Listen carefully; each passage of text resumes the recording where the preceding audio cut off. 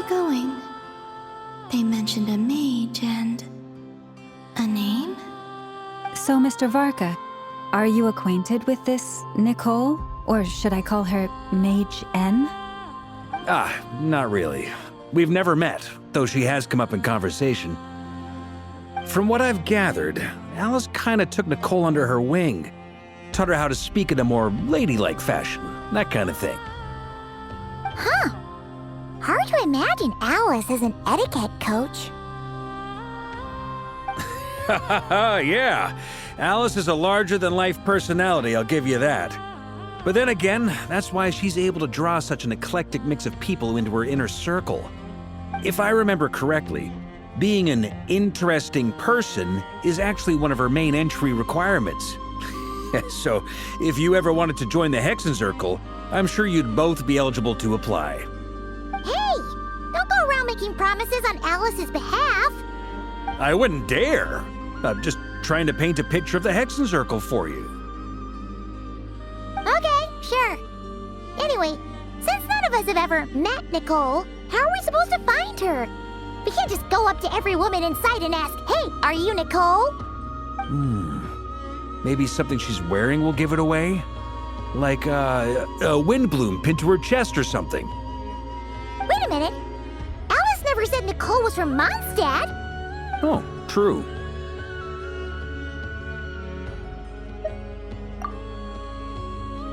That would be this young lady, then?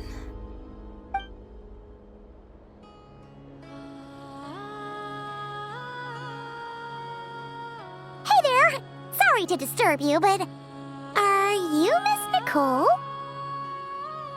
Varka, Knight of Boreas of the Knights of Favonius. Alice might have mentioned me before. Have we got the wrong person? Sorry. Well, this is awkward. When I shook my head, I meant, no, Alice hasn't mentioned you before. Huh? Where is this voice coming from? My apologies. For certain reasons, I am unable to speak. This is the only way I can communicate with you. It might take some getting used to, but I hope you can understand. Hey, it's fine. I'm more shocked by the fact that Alice never speaks about me. I mean, As for you two, we have crossed paths twice before, but it is nonetheless a pleasure to finally meet you. It's really you! Thanks for all your guidance in the past. You're quite welcome. This time, things are different. We have reached the unwritten pages of the story. You might say that we stand at the crossroads of fate. Now then, allow me to formally introduce myself. My name is... No, stop! Alice! I can't believe it! I had a whole speech prepared. I'd agonized over every single word. She always picks the worst moments to ruin other people's plans. I'm so sorry about that. Alice took the liberty of devising some bespoke self-introduction magic for each member of the _Hexenzirkel. But I could have sworn I deleted all of the triggering conditions for it. How did it bypass everything? Oh gosh, this is so embarrassing. This is a very different side of Nicole than what we're used to. Is she not used to face-to-face interactions? Don't worry about it. We've seen that introduction magic once already, so it wasn't too much of a shock. Please go on, Miss Nicole. We'd love to hear what you have to say, or, well, communicate. Huh? Are they talking to this lady? But... Will you all promise to forget that horrendously embarrassing introduction? sorry, embarrassing. When?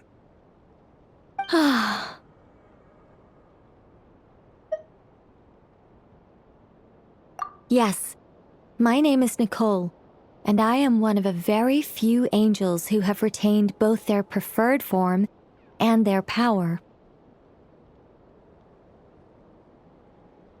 The Traveler and Paimon should be no strangers to this concept. There is another of our kind in Natlan. They call her the Lord of the Night. All right! Paimon remembers her! Yes. Well, I have retained more of my power than she. It's because I don't have a long-term duty to fulfill. To be more specific, no. We'll be here all day if I get into the specifics. Moving on.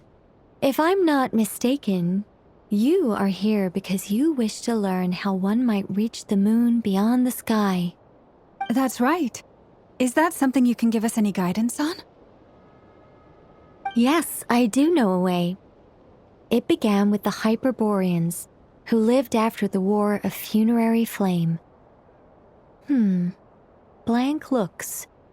Maybe I should start with the background of the war. Or maybe not. It shouldn't be an issue. I'll fill in the gaps for you when we have more time. Anyway, after that war ended, the three moons retreated to beyond the false sky. The Hyperboreans were humans I once aided. They accepted the civilization and creations bestowed upon them by the angels. But despite accepting many blessings of the angels, many among them still held on to their faith in the moons. They were reluctant to accept the new order, even after the War of Funerary Flame. They sought to contact the moon goddesses beyond the sky and receive their guidance. But all three had passed away by that point.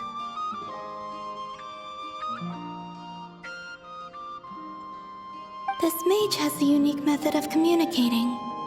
Is she talking about the moons? Yes, but they did not know. And so, still they prayed for the moon goddess's mercy. After building titanic structures that consumed vast amounts of 𝐍𝐞𝐞𝐭, at last they glimpsed the moons and heard their voices. But of course, they were gravely disappointed, for it was then that they realized the three moon goddesses were dead. Oh, that's such a sad story. It is.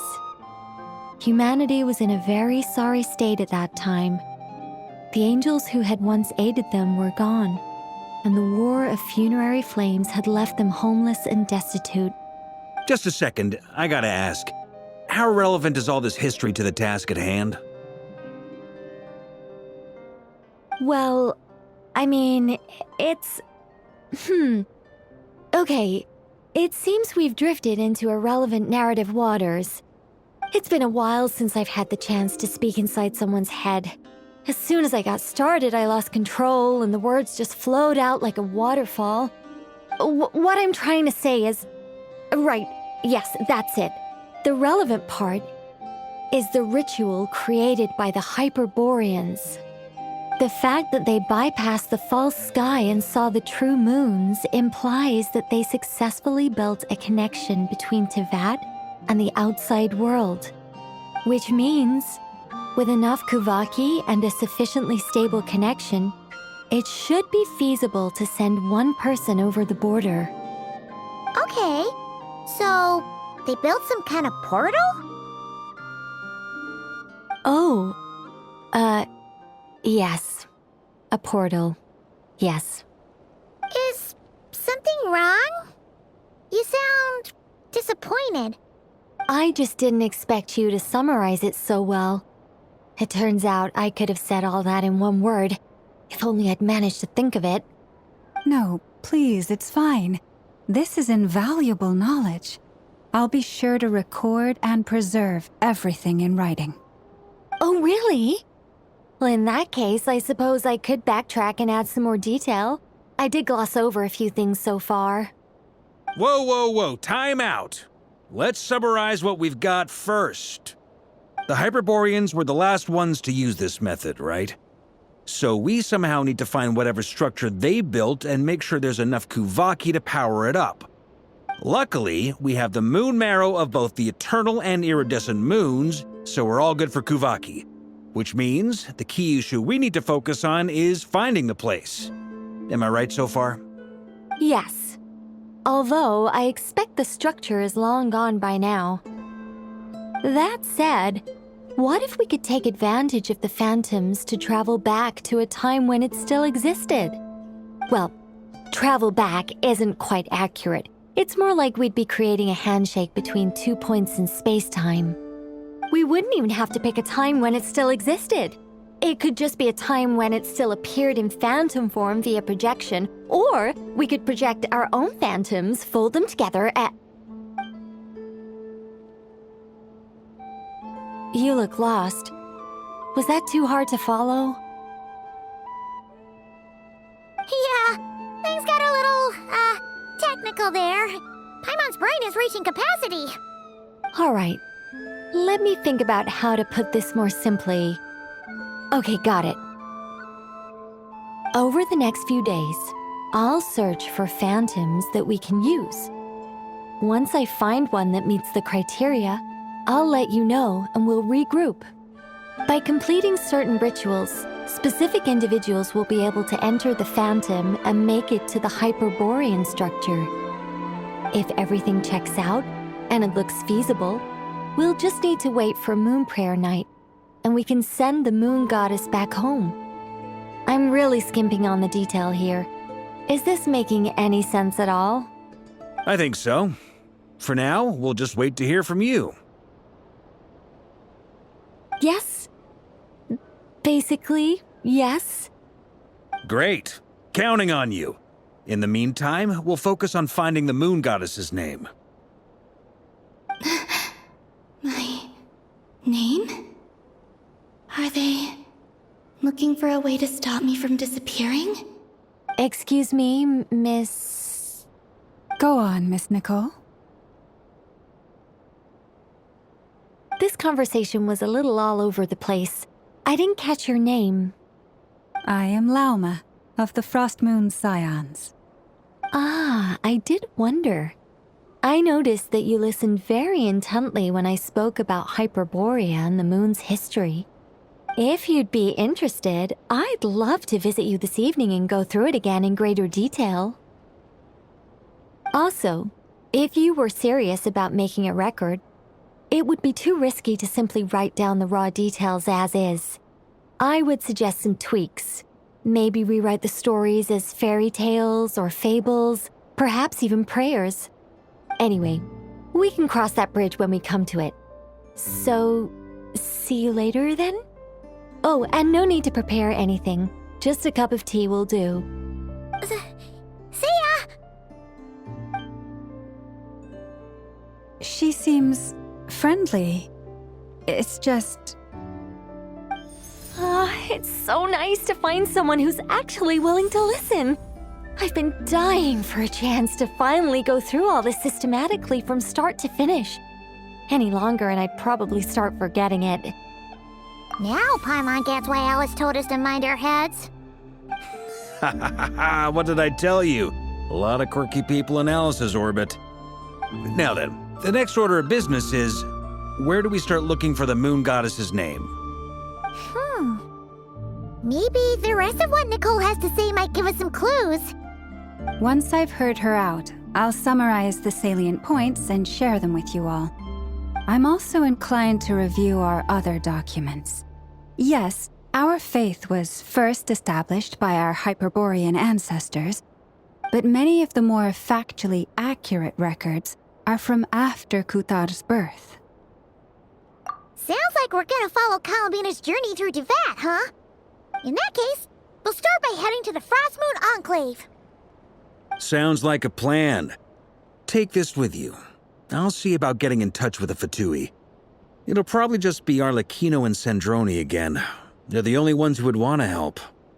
Thank you, Mr. 𝐼𝐸𝐷𝐾. Ha ha ha ha ha, don't mention it. Honestly, I'm more comfortable dealing with the Fatui than prying into the details of a young lady's childhood. Catch you later. I should follow them, just in case there's some way that I can help.